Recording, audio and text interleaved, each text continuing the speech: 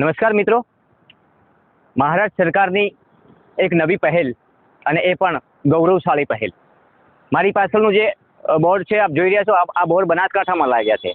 મહારાષ્ટ્ર સરકારને અભિનંદન પાઠવતા આ એક મોટું પોસ્ટર લગાવવામાં આવ્યું છે ગૌરક્ષકો દ્વારા. આપ જોઈ રહ્યા છો કે મહારાષ્ટ્ર સરકાર દ્વારા ગૌમાતાને રાજ્ય માતા જાહેર કરવા બદલ આભાર વ્યક્ત કરવામાં આવ્યો છે. ગુજરાતની ગૌશાળાઓ તથા પાંજરાપોળ તરફથી મહારાષ્ટ્ર સરકારને આભાર વ્યક્ત કરાયો છે. એકનાથ શિંદે સરકારને ખૂબ ખૂબ અભિનંદન પાઠવ્યા છે ગુજરાતની ગૌશાળાઓ અને પાંજરાપોળ વતી. આપ જોઈ રહ્યા છો બહુ મોટું પોસ્ટર છે અને આ બહુ મોટી મહારાષ્ટ્ર સરકારની સિદ્ધિ પણ કહી શકાય, કારણ કે આ જ માંગણી ગુજરાતના ગૌશાળા પ્રેરિત ગૌ પ્રેમીઓ અને ગુજરાતની પ્રજા પણ કરી રહી છે. વર્ષોથી ગુજરાતમાં ભાજપની સરકાર છે અને મહારાષ્ટ્રમાં પણ શિવસેના અને ભાજપની ગઠબંધનમાં પ્રેરિત સરકાર છે. તો જ્યારે મહારાષ્ટ્ર સરકાર આ નિર્ણયો લઈ શકતી હોય તો ગુજરાત સરકાર કેમ નહીં? આવા પણ અનેક જગ્યાએ સવાલો ઉઠવા પામ્યા છે. આપ જોઈ રહ્યા, આ બહુ મોટી સિદ્ધિ કહેવાય. મહારાષ્ટ્ર સરકારના બોર્ડ ગુજરાતમાં લાગ્યા હોય ત્યારે આપ જોઈ રહ્યા છો અનોખી સિદ્ધિ મહારાષ્ટ્ર સરકારની. અને આ સિદ્ધિ એવી છે કે દેશમાં સૌથી પ્રથમ જેમ રાજ્ય માતા જાહેર કરવામાં આવી છે મહારાષ્ટ્ર સરકાર દ્વારા, એવી જ રીતે લોકોની માંગણી છે અને બનાસકાંઠા સાંસદે પણ સવાલો ઉઠાવ્યા હતા સંસદમાં. અને અહીં પણ ગુજરાતના બનાસકાંઠાવાસીઓને પણ એક દિલાસો આપ્યો હતો કે ગૌ માતાને રાષ્ટ્ર માતા જાહેર કરવા માટે પહેલ કરશે. અને લોકસભામાં એ વિષય ઉપર ચર્ચાઓ પણ થઈ. પરંતુ આ વિષય ઉપર બનાસકાંઠાની ગુજરાતમાં ચર્ચા થાય એની પહેલા તો મહારાષ્ટ્ર સરકારે આ નિર્ણય લઈ લીધો અને ગૌ માતાને રાજ્ય માતા જાહેર કરી. બહુ મોટી સિદ્ધિ અને બહુ મોટી વાત કહેવાય. જેના માટે લોકો, જેના માટે સંતો મહંતો મથી રહ્યા છે, જેના માટે વર્ષોથી આ માંગ છે, ત્યારે એ માંગને મહારાષ્ટ્ર સરકારે સાર્થક બનાવી છે. આપણી સાથે કેટલાક અહીંના ગૌ ભક્તો પણ છે કે જેમની સાથે પણ આપણે વાત કરશું કે આ સિદ્ધિ છે એ કેટલી મહત્વની છે અને શા માટે મહત્વની છે. આજે મહારાષ્ટ્ર સરકારના બોર્ડ જ્યારે ગુજરાતમાં લાગતા હોય, એમાં બનાસકાંઠામાં લાગતા હોય, આ સરકારની કેવી સિદ્ધિ કહેવાય તેને લઈને આપણે અહીંના ગૌ પ્રેમીઓ સાથે વાત કરશું.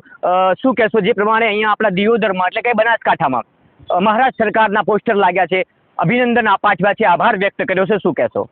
મહારાષ્ટ્ર સરકાર જો આ કાર્ય કરી શકતી હોય તો ગુજરાત સરકાર કેમ ના કરી શકે? સાધુ સંતોની વર્ષોથી માંગણી છે. તો હું તો પહેલા મહારાષ્ટ્ર સરકારને ખૂબ ખૂબ અભિનંદન આપું છું કે જે આ નિર્ણય લીધો એમણે. આ નિર્ણય લેવાથી અહીંની પ્રજા એટલી બધી ખુશ છે મહારાષ્ટ્ર સરકાર પર કે ખરેખર ધન્યવાદને પાત્ર છે. તો ગુજરાત સરકારના તો અહીંયા એમના હાથની અંદર સંપૂર્ણ વાત છે કે ગૌ સેવાથી લોકો કેટલા અહીંયા ગૌશાળાઓ ચાલી રહી છે, કેટલી ગૌશાળાઓ છે, કેટલું ફંડ આપે છે, એમને બધી માહિતી છે, બધા આંકડા છે.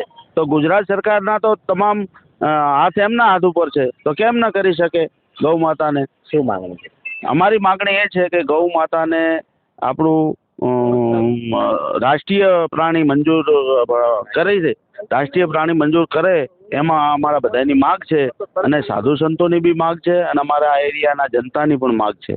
તો અમે ગુજરાત સરકારને અભિનંદન આપશું જો આટલું કાર્ય કરશે તો.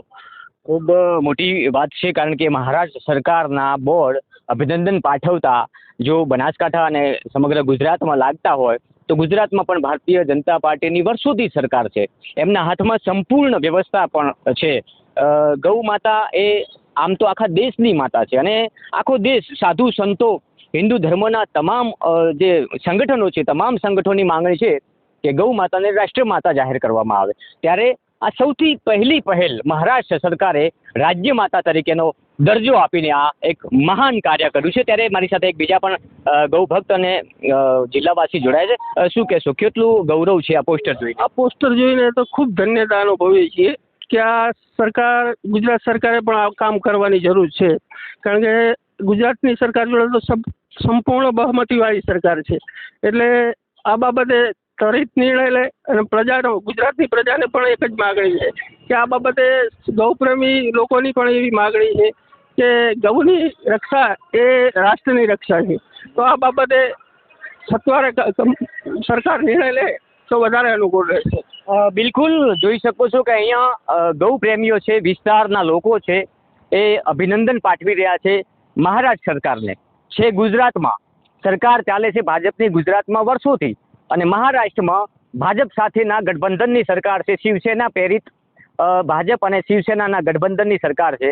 તો શિવસેનાના જે મુખ્યમંત્રી છે એમને આ નિર્ણય લેવામાં કોઈ પણ સંકોચ ના કર્યો હોય તો મારું માનવું છે કે ભારતીય જનતા પાર્ટીની સરકાર ગુજરાતમાં આ દાખલો બેસાડે અને દેશ લેવલે ભલે ધીમે ધીમે આગળ વાત જાય, પરંતુ અત્યારે જેમ મહારાષ્ટ્ર સરકારે રાજ્ય માતા જાહેર કરી છે ગૌ માતાને, એવી જ રીતે બનાસકાંઠાના તમામ ગૌરક્ષકોનું અને ગૌ પ્રેમીઓનું એક જ મંતવ્ય છે કે બસ ગુજરાતમાં પણ આવી પહેલ કરવામાં આવે અને ગૌ માતાને રાજ્ય માતા જાહેર કરવામાં આવે, ધીમે ધીમે રાષ્ટ્ર માતાનો દરજ્જો કેન્દ્રમાંથી આપવામાં આવે, આવી માંગણી ઉઠવા પામી છે. આપ જોઈ રહ્યા છો આ પોસ્ટર જોઈને અનેક ગૌ પ્રેમીઓને, અનેક પોજરાપોળ સાથે સંકળાયેલા લોકોને ગૌરવ થાય છે. કારણ કે સરકાર મહારાષ્ટ્રની છે, પરંતુ એના પોસ્ટર, એના અભિનંદન પાઠવતા પોસ્ટર, એમને શુભેચ્છા પાઠવતા પોસ્ટરો અહીંયા બનાસકાંઠામાં લાગ્યા છે. તો આટલી મોટી ગૌરવવંતી વાત મહારાષ્ટ્ર સરકાર માટે બીજી હોઈ ના શકે. ટૂંક સમયમાં મહારાષ્ટ્ર વિધાનસભાની ચૂંટણી પણ આવી રહી છે, તો ચૂંટણી પહેલા એક મોટી વાત મહારાષ્ટ્ર સરકારે કરી છે અને સૌથી મોટી સિદ્ધિ કહી શકાય તો એ મહારાષ્ટ્ર સરકારે મેળવી છે, ગાય માતાને રાજ્ય માતા જાહેર કરીને. નમસ્કાર.